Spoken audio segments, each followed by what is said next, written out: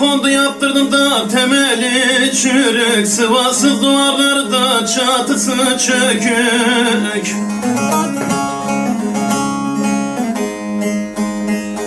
Sorma bana zalımın kızı da neden boynum bükük, ah boynum bükük. Sorma de zalımın kızı da sebebi sensin, sebebi sensin ah ya ya. Sorma de hainin kızı da sebebi sensin, sebebi sensin ah ya ya.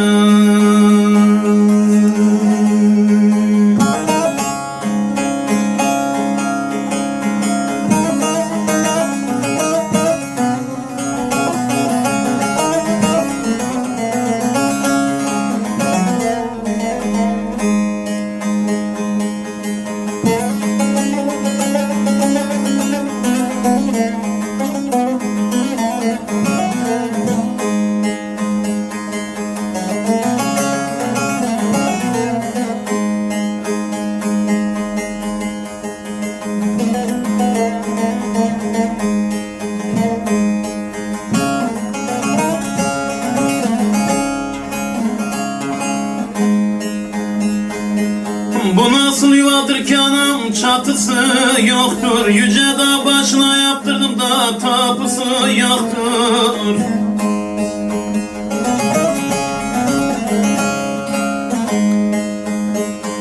Telden bir zırh aldım da nedim, kapısı yoktur, kapısı yoktur.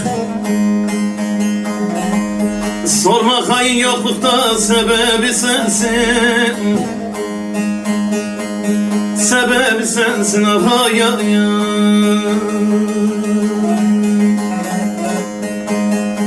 Sorma hain yoklukta sebebi sensin, sebebi sensin ah ya ya.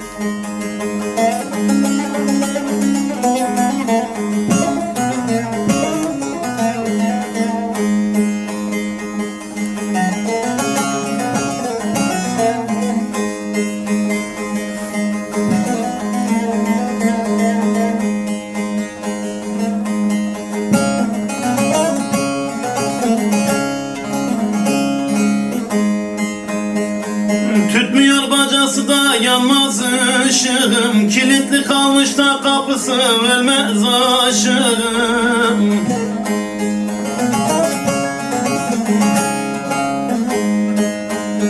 Senin yüzündendir de hain boynum bükük kalışım be kalışım.